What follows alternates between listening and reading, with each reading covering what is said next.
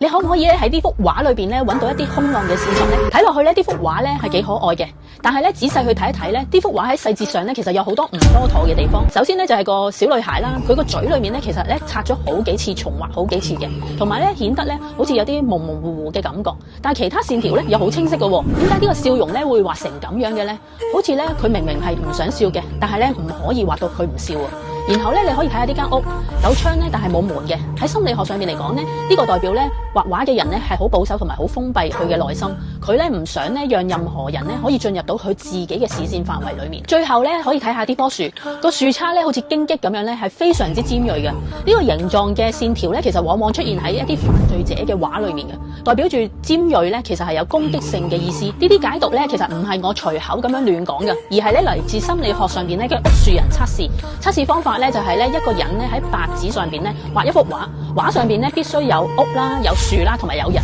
但係咧唔可以臨摹嘅，亦都唔可以用間尺，亦都畫嗰時候咧係唔可以超過半個鐘頭。最終咧可以通過呢啲細節咧，可以咧畫出咧畫者內心嘅世界。有一個咧轟動中國嘅殺人連環案咧，姦殺咗11條人命嘅甘肅省白銀市嘅真兇高成永咧，佢亦都咧接受咗呢一個屋樹人嘅測試。佢畫出嚟嘅樹枝咧都係咧十分之怪異同埋尖銳嘅。依家咧你回顧翻咧佢呢幅畫咧，會唔會咧你可以睇得出咧佢隱藏嘅心理咧？其實呢幅畫咧係嚟自咧一個11歲嘅少女咧，佢殺咗佢媽咪之後咧，然後經過接受心理輔導咧畫呢幅畫出嚟嘅。其實投射咗咧佢過往咧嘅悲慘嘅遭遇啦，而冥冥中咧揭示咗咧佢內心裏面咧嘅潛意識世界。如果咧你想了解咧仔女嘅心理健康狀況咧，修復親子嘅關係，可以咧先做呢個潛意識繪畫測試。只要咧簡單畫一幅畫，我就可以咧幫你睇出咧你哋親子關係嘅一啲核心嘅卡點。記得咧點讚、收藏同埋分享，下邊咧可以留言測試，我會咧分享呢個測驗俾你。我係 Charis， 希望呢個短片咧可以幫到大家。